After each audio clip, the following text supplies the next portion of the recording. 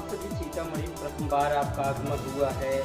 UP में जिस तरह से कांग्रेस संघर्ष कर रही है सत्ता के लिए और जो यहाँ के हालात में, तो क्या करना चाहिए? सबसे पहले तो मैं श्री राजेश दुबे जी, राहुल दुबे जी, धीरज मिश्रा, धर्मेंद्र सिंह प्रधान और विजय शंकर दुबे जी को सबको बहुत दिल की गहराई से धन्यवाद देता हूँ, जिन्होंने आज सीता जी की इस भूमि पर बुलाए।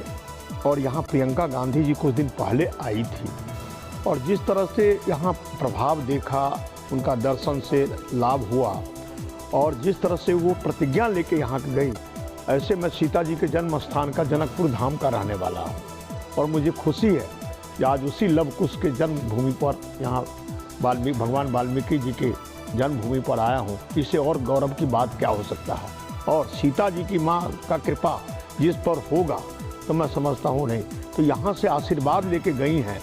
और पहला आशीर्वाद जिस तरह से पूजा अर्चन में देखा, तो यहाँ के कांग्रेसियों का संगठन क्षमता, जिस तरह से यहाँ मीटिंग हुई या क्षमता देखा, तो मुझे कोई शक नहीं है कि कांग्रेस को कोई हटा सकता।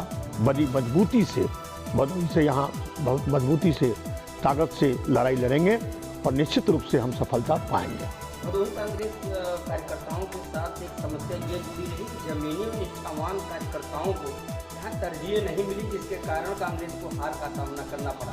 इस बार का चुनाव कैसा होगा? देखिए, बहुत सारे कारण होते हैं, जो वो परिस्थिति काल का समय था, लेकिन अब परिस्थिति अलग है और अब नेतृत्व श्रीमती प्रियंका गांधी की है।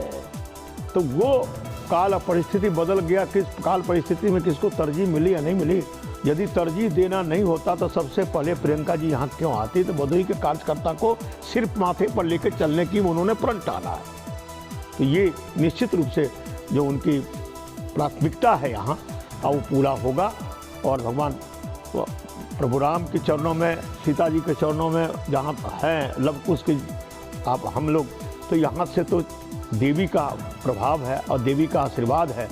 तो सीता माँ की जो प्रभाव और आशीर्वाद है पूरे दिल्ली पर ही नहीं, पूरे हिंदुस्तान पर, पूरे यूपी पर नहीं, पूरे हिंदुस्तान पर जन जन में इसका संचार।